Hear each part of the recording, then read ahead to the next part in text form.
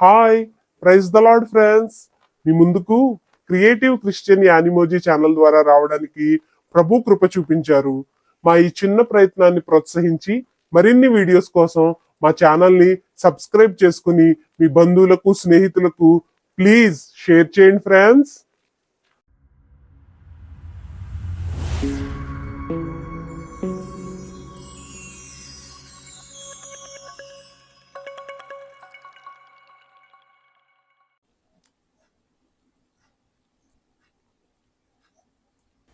Praise lord అక్క.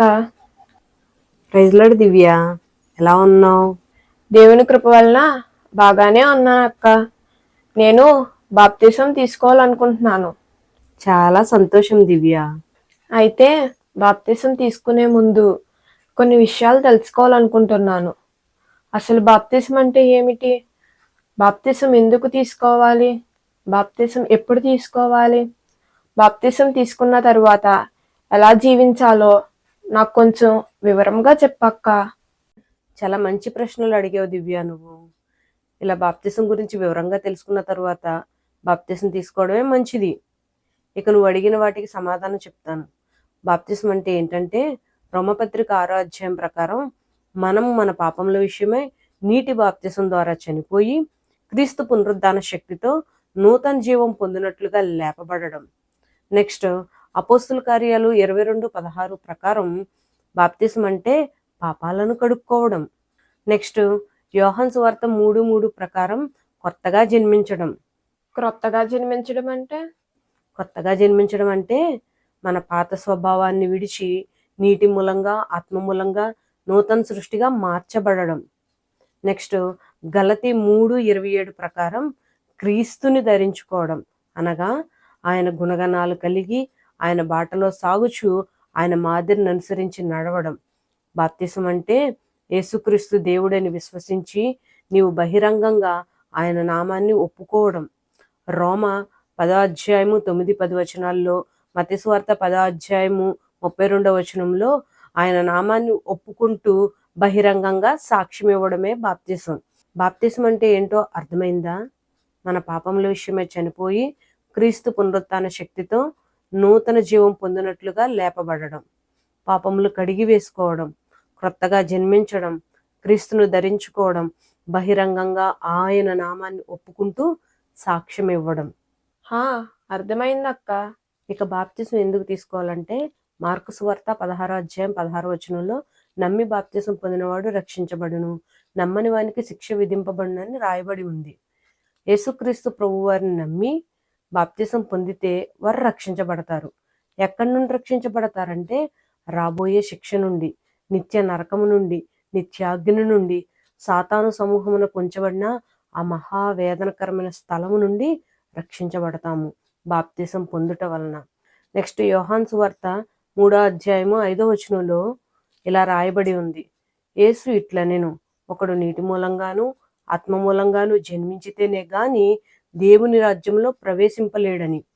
అంటే ఒకడు నీటి మూలంగా జన్మిస్తేనే గాని దేవుని రాజ్యంలో ప్రవేశింపలేడు. నీటి మూలమైన జన్మే బాప్తిస్మము. బాప్తిసం పొందుట ద్వారా పరలోక రాజ్యానికి మనం హక్కుదారులం అవుతామని స్వయంగా ప్రభువారే చెప్పారు. నెక్స్ట్, బాప్తిసం ఎందుకు తీసుకోవాలంటే, అపోస్తుల కార్యాలు 2వ అధ్యాయం 38వ వచనంలో పాపక్షమాపణ నిమిత్తం ప్రతివాడు యేసుక్రీస్తు నామమున బాప్తిసం పొందాలని రాయబడి ఉన్న ప్రకారం ప్రతివాడు యేసుక్రీస్తు నామంలో వారి వారి పాపములు క్షమించబడు నిమిత్తము బాప్తిసం పొందాలి. ఎందుకంటే మన పాపములకు క్షమాపణ యేసు ద్వారానే మనకు కలుగుతుంది కనుక ఆ నామమున బాప్తిసం తీసుకోవాలి. నెక్స్ట్, బాప్తిసం తీసుకోవడం అనేది మన విషయమై దేవుని సంకల్పం, అనగా దేవుని చిత్తం, ఆయన ఉద్దేశం. బైబిల్లో లూకా సువార్త 7వ అధ్యాయము 30వ వచనంలో పరిసయ్యులను ధర్మశాస్త్రోపదేశకులను అతని చేత బాప్తిసం పొందక తమ విషయమైన దేవుని సంకల్పమును నిరాకరించారంట. చాలా మంది చర్చికి వస్తూ వాక్యం వింటూ బలపడుతున్నా సరే వారు ఈ పరిసయ్యుల వలె దేవుని సంకల్పమై ఉన్న బాప్తిస్మమును నిరాకరించుచు ఉన్నారు. దేవుని బిడలమైన మనము మన విషయమై ఉన్న దేవుని ఆలోచనలను, ఆయన చిత్తమును, ఆయన సంకల్పమును నిరాకరించక నెరవేర్చువారై ఉండాలి. మరి బాప్తీసం ఎందుకు తీసుకోవాలో అర్థమైందా? బాప్తీసం తీసుకోవడం ద్వారా రక్షించబడతాము. నీటి మూలంగా జన్మిస్తే దేవుని రాజ్యానికి హక్కుదారులం అవుతాము. మన పాపములకు క్షమాపణ పొందుకుంటాము. బాప్తీసం తీసుకోవడం అనేది మన విషయమై దేవుని సంకల్పము. హా, క్లియర్గా అర్థమైంది అక్క. ఇక బాప్తీసం ఎప్పుడు తీసుకోవాలంటే వాక్యం చేత సంధించబడినప్పుడు. దేవుడు తన వాక్యం ద్వారా మాట్లాడుతున్నప్పుడు నీకు తెలియకుండానే నీలో మార్పును నీవు చూస్తావు. కన్నీళ్లు కార్చడం, పశ్చాత్తాపడడం, నీ హృదయం తేలికగా మారడం గమనించగలుగుతావు. అప్పుడు నీవు అపోస్తల కార్యాలు 22:16 చెప్పినట్లుగా తడవు చేయకుండా, అనగా ఆలస్యం చేయకుండా ప్రార్థన చేసుకొని బాప్తీసం పొంది నీ పాపాలు కడిగి వేసుకోవాలి. అననీయ అనే దైవజనుడు దేవుని మాటలు ప్రకటించుచున్నప్పుడు సౌలు తడవు చేయకుండా బాప్తీసం తీసుకున్నాడు. పేతురు వాక్యం చెప్తున్నప్పుడు అక్కడ వింటున్న వారు హృదయమందు పొడవబడి మారు మనసు పొంది సుమారు 3,000 మంది బాప్తీసాలు తీసుకున్నారు. పౌలు వాక్యం ప్రకటించుచున్నప్పుడు లూదియా అనే స్త్రీ హృదయం తెరవబడి ఆ వాక్యంను సాత్వికంతో అంగీకరించి తడవు చేయక ఆమె ఇంటి వారును బాప్తిస్మం పొందారు. మరి కొంతమంది పెళ్ళికి తీసుకుంటారు, ఉద్యోగం వస్తే తీసుకుంటారు, వాళ్ళ పేరెంట్స్ బలవంతం వాళ్ళు తీసుకుంటారు. మొక్కుకున్నామని, వారి జీవితంలో ఏదో ఒక అద్భుతం జరిగిందని ఇలా రకరకాల కారణాలు చెప్పి బాప్తిసం తీసుకుంటారు కదక్క. నువ్వు చెప్పినట్టు పెళ్ళికో ఉద్యోగం వచ్చినప్పుడు మొక్కుకున్నందుకో అద్భుతాల కోసము పేరెంట్స్ బలవంతం చేశారని బాప్తిసం తీసుకున్న వారు అది వారి అవసరం కొరకు తీసుకున్నది. వారు మారు మనసు పొందుకొని వాక్యం ద్వారా మార్చబడిన వారు కారు.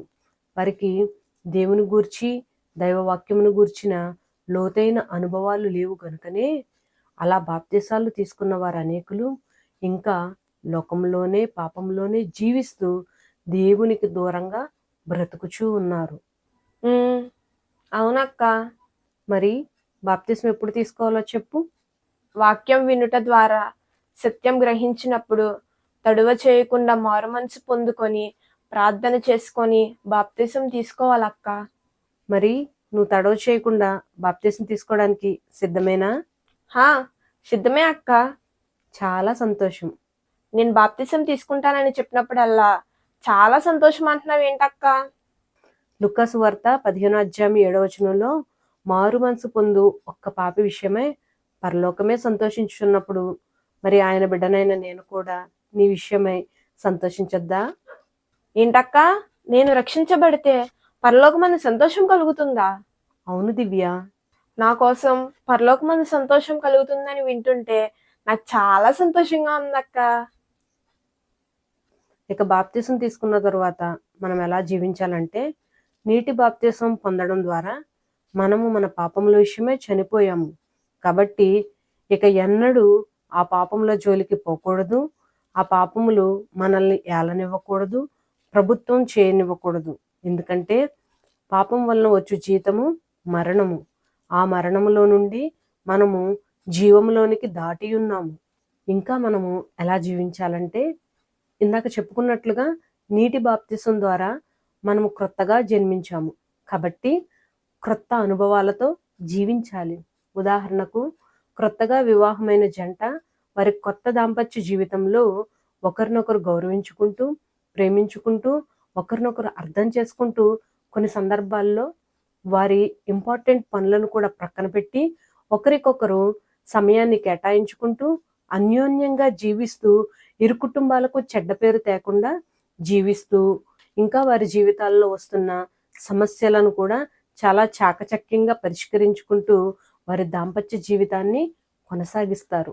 అలాగే ఈ బాప్తిసం ద్వారా క్రొత్తగా జన్మించిన మనం కూడా దేవుని ప్రేమిస్తూ ఆయన వాక్యమునకు లోబడుతూ కొన్ని సందర్భాల్లో మన ఇంపార్టెంట్ పనులను కూడా ఆయన పరిచర్య నిమిత్తమై నీకు ఆయన మీద ఉన్న ప్రేమను కనుపరిచే విధంగా ప్రక్కన పెట్టాలి.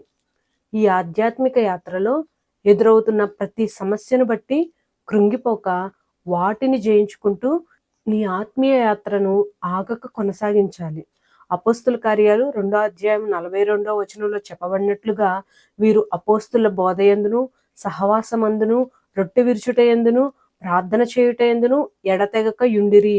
అనగా బాప్తిసం తీసుకున్న తరువాత మనము వాక్యమందు ఉండాలి, సంఘ సహవాసంలో ఉండాలి, ప్రభు బల్లలో పాలుపంపులు కలిగి ఉండాలి, ప్రార్థన చెయ్యాలి, వాక్యము చదవాలి. ఇంకా నీవు బాప్తిసం తీసుకునేటప్పుడు ఏ ప్రమాణాలు చేశావో వాటికి కట్టుబడి ఉండాలి. అది కష్టమైన, నష్టమైన, వ్యాధి అయినా, కరువైనా, హింస అయినా, శ్రమ అయినా, చివరికి మరణమైనా సరే వెనుదిరుగని మంచి సైనికుని వలె నీ విశ్వాస యాత్రను అలుపెరుగక పునరుత్థాన బలముతో మరణము వరకు నమ్మకముగా జీవించాలి. సరే అక్క, నేను బాప్తిసం తీసుకున్న తరువాత నువ్వు చెప్పినట్టు పాపములను నేలనివ్వకుండా చూసుకుంటాను. క్రొత్తగా జన్మించిన నేను ఆయన కొరకు ఎలా సరికొత్తగా జీవించాలో అలా జీవిస్తాను. అపోస్తుల బోధలో, సంఘ సహవాసంలో, ప్రభు బల్లలో, ప్రార్థన చేయుటలో, వాక్యం చదువుటలో చేసిన ప్రతి ప్రమాణాలకు కట్టుబడి యేసుక్రీస్తు యొక్క మంచి సైనికురాలు వలె జీవిస్తాను. మరి నువ్వు నా కొరకు ప్రార్థన చేయక్క, నేను త్రుటిల్లిపోకున్నట్లు.